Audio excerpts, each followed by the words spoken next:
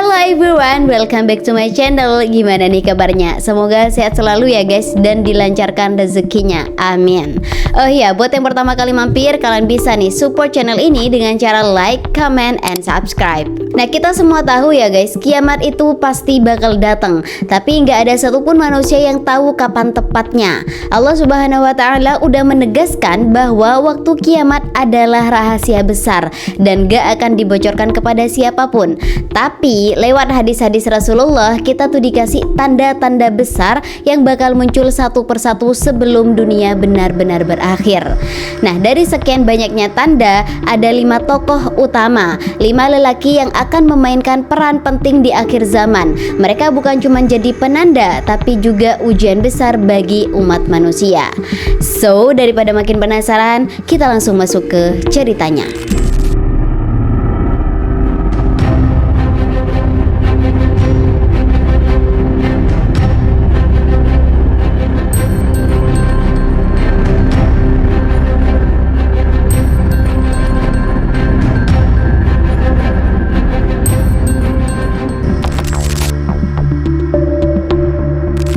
Oke, kita mulai dari sosok yang pertama yang paling ditunggu-tunggu di akhir zaman, yaitu Imam Mahdi, pemimpin besar yang Allah janjikan buat menegakkan keadilan di bumi. Namanya aja udah punya makna dalam nih guys. Imam berarti pemimpin dan Mahdi berarti orang yang mendapatkan petunjuk.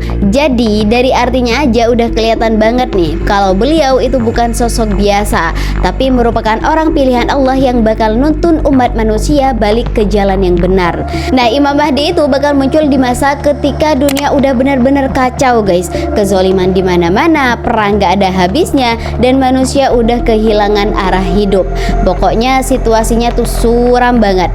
Tapi di saat dunia tuh lagi gelap-gelapnya, Allah akan ngutus Imam Mahdi sebagai cahaya harapan terakhir umat manusia. Rasulullah Shallallahu Alaihi Wasallam bersabda, jika umur dunia hanya tinggal 1 hari, maka Allah akan memanjangkan hari itu sampai seorang laki-laki dari keturunanku diutus. Namanya seperti namaku dan nama ayahnya seperti nama ayahku. Ia akan memenuhi bumi dengan keadilan sebagaimana sebelumnya dipenuhi oleh kezoliman. Hadis riwayat Abu Daud. Oke, dari hadis ini itu jelas banget ya guys, kalau Imam Mahdi adalah keturunan Nabi Muhammad SAW lewat jalur Sayyidina Hasan bin Ali radhiyallahu an.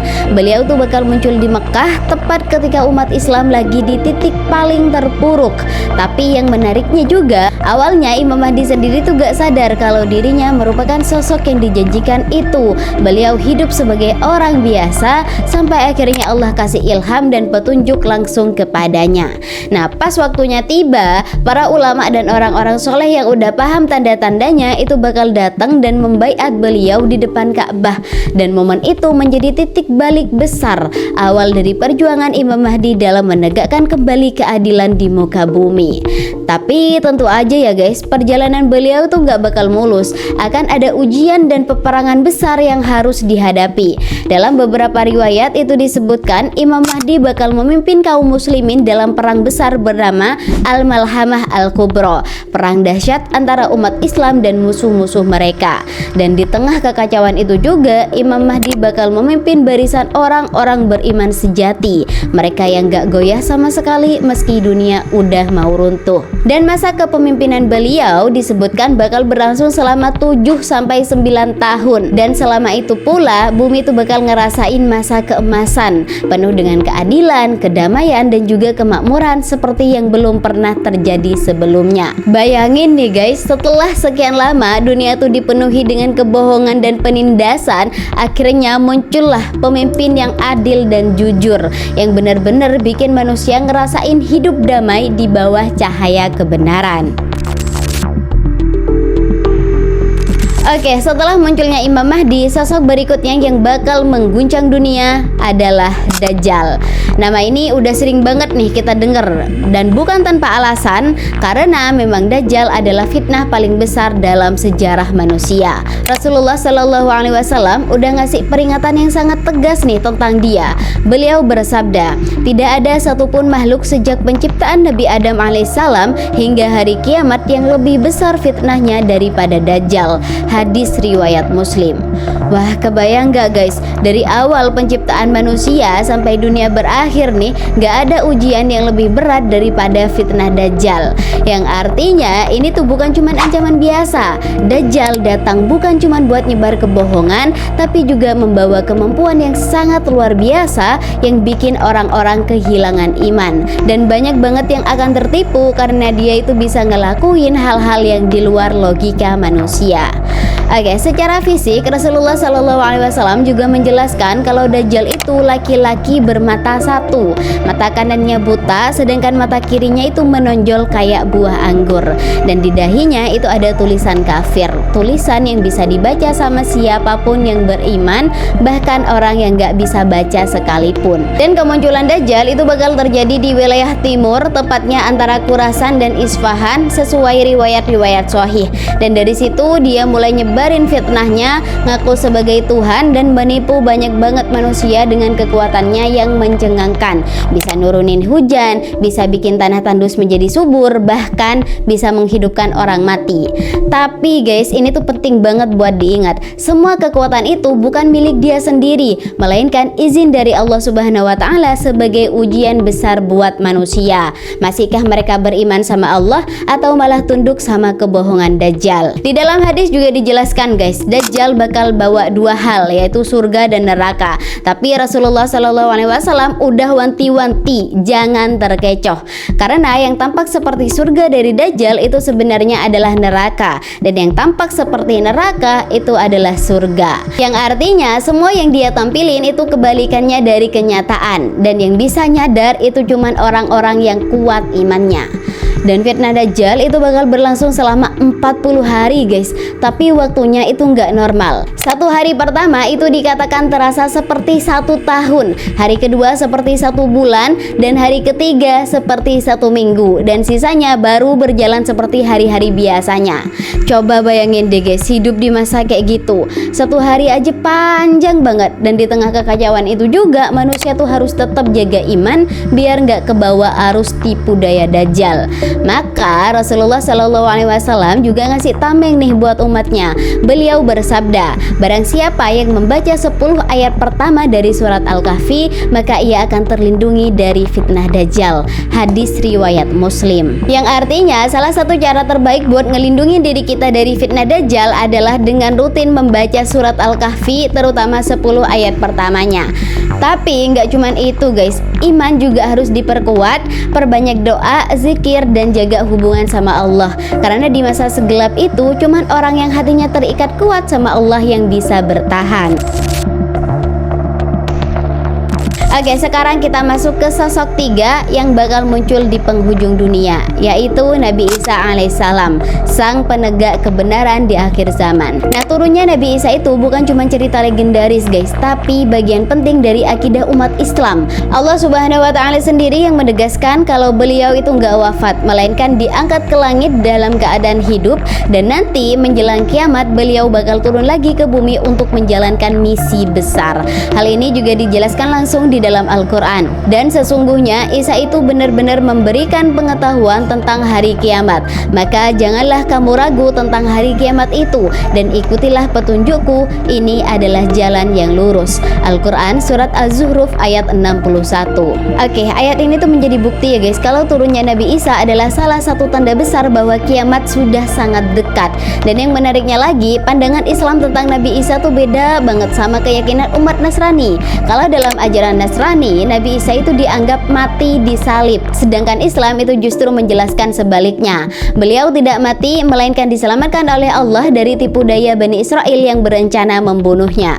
Allah Subhanahu wa Ta'ala berfirman, dan karena ucapan mereka, sesungguhnya kami telah membunuh Al-Masih, Isa putra Maryam, Rasul Allah, padahal mereka tidak membunuhnya dan tidak pula menyalibnya, melainkan yang mereka bunuh ialah seseorang yang diserupakan dengan Isa bagi mereka. Sesungguhnya mereka yang berselisih pendapat tentang pembunuhan Isa selalu dalam keraguan-keraguan terhadapnya. Mereka benar-benar tidak mengetahui siapa sebenarnya yang dibunuh itu, kecuali mengikuti prasangka belaka.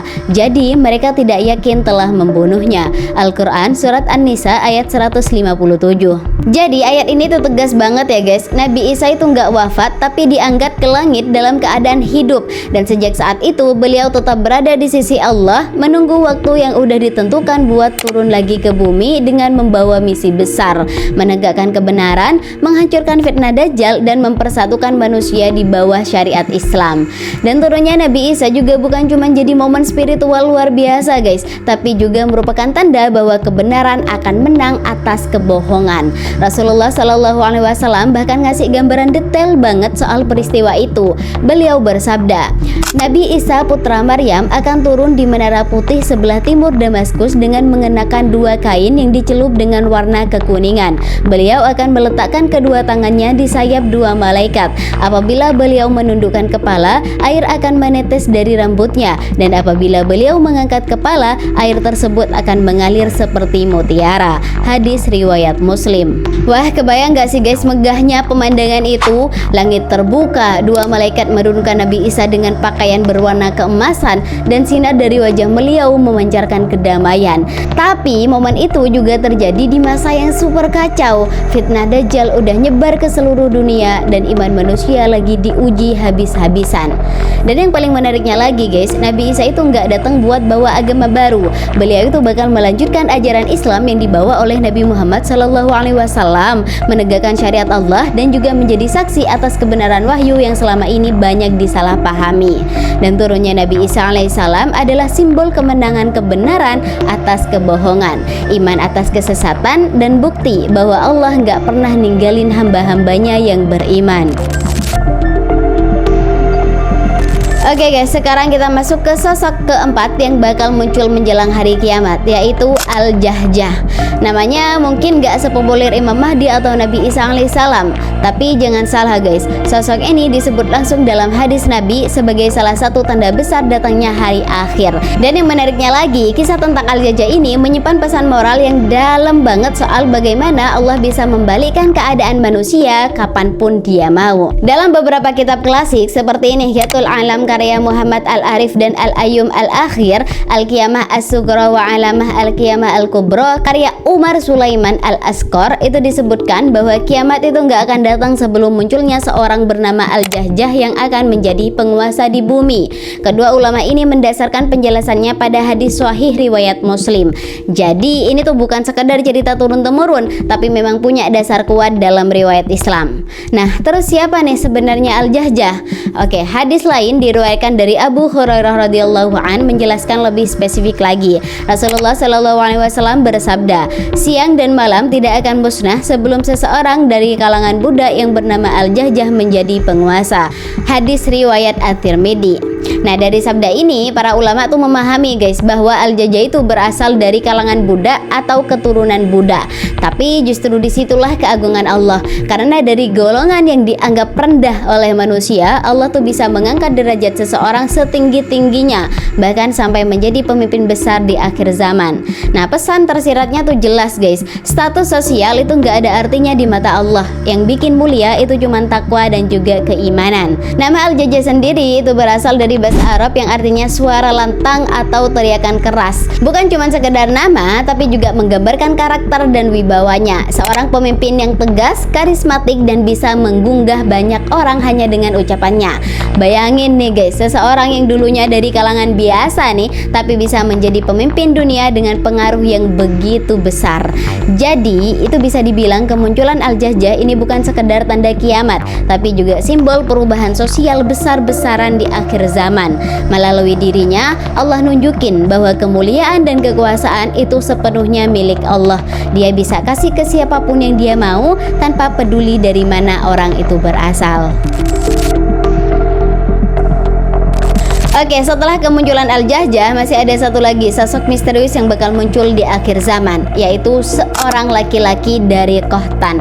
Rasulullah Shallallahu Alaihi Wasallam pernah bersabda tentangnya, kiamat tidak akan terjadi hingga seseorang pria dari Qahtan muncul menggiring manusia dengan tongkatnya.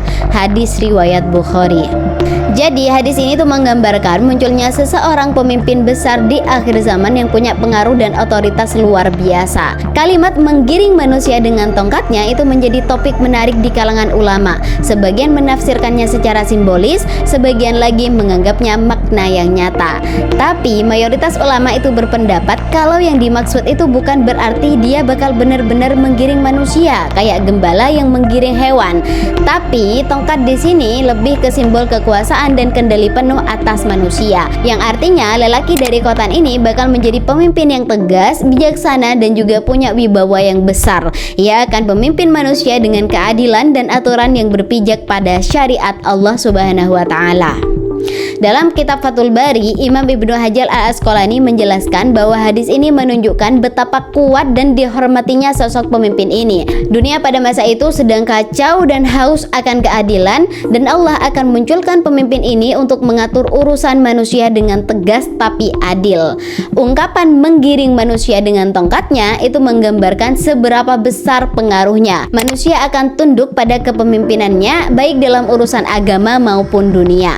Imam An-Nawawi juga menambahkan nih, lelaki dari Khotan ini bukan cuma kuat secara fisik dan mental, tapi juga punya ketakwaan yang tinggi. Kepemimpinannya ini bukan hasil ambisi pribadi, tapi murni karena petunjuk dari Allah Subhanahu wa Ta'ala. Dia akan menjadi sosok yang memimpin dengan iman, bukan dengan ego. Nah, sedikit tentang asal-usulnya, Khotan ini bukan nama orang guys, tapi merupakan nama suku besar di Jazirah Arab. Mereka dikenal sebagai leluhur bangsa Arab Selatan dan melahirkan banyak kabilah besar seperti Himyar dan juga Kahlan. Suku-suku yang dikenal berani, tangguh, dan punya jiwa kepemimpinan yang alami. Dan dari garis keturunan inilah nanti akan lahir sosok yang disebutkan Rasulullah tadi. Cuman siapa nama aslinya, kapan dia muncul, atau dari mana tepat asalnya, semua itu masih jadi rahasia Allah. Dan beberapa ulama meyakini kalau lelaki dari Khotan ini bakal muncul setelah masa Imam Mahdi dan Nabi Isa alaihissalam, yang artinya setelah fitnah besar kayak kemunculan Dajjal dan kehancuran Ya'juj dan Ma'juj berlalu, barulah muncul pemimpin dari Khotan ini untuk memulihkan keadaan dunia, membawa stabilitas dan juga keadilan baru buat umat manusia. Dan meskipun sering dibahas bareng Al-Jahjah ya guys, dua tokoh ini sebenarnya berbeda. Kalau Al-Jahjah itu datang dari kalangan budak, simbol bahwa Allah bisa mengangkat siapa aja tanpa lihat status, maka lelaki dari Khotan ini justru berasal dari garis keturunan bangsawan yang memang dikenal sebagai pemimpin alami. Dan dua-duanya juga punya peran penting, tapi sama-sama menjadi bukti bahwa Allah bisa memberikan kekuasaan pada siapapun yang dia kehendaki. Oke guys, setelah kita bahas semua tokoh yang bakal muncul menjelang kiamat nanti, mulai dari Imam Mahdi sampai lelaki dari Khotan, kerasa banget ya guys kalau semua ini tuh bukan sekadar cerita misterius, tapi lebih kayak reminder halus dari Allah kalau dunia itu punya akhir dan kita lagi jalan ke arah sana. So, daripada sibuk nebak-nebak kapan kiamat datang nih, mending kita fokus menjadi bagian dari orang-orang yang siap. Karena pada akhirnya cuma diri kita sendiri yang bisa nyelamatin kita. Oke, segitu dulu video kali ini. Jangan lupa untuk like, comment, and subscribe. Dan terima kasih banget yang udah nonton sampai akhir. See you di pembahasan selanjutnya. Bye!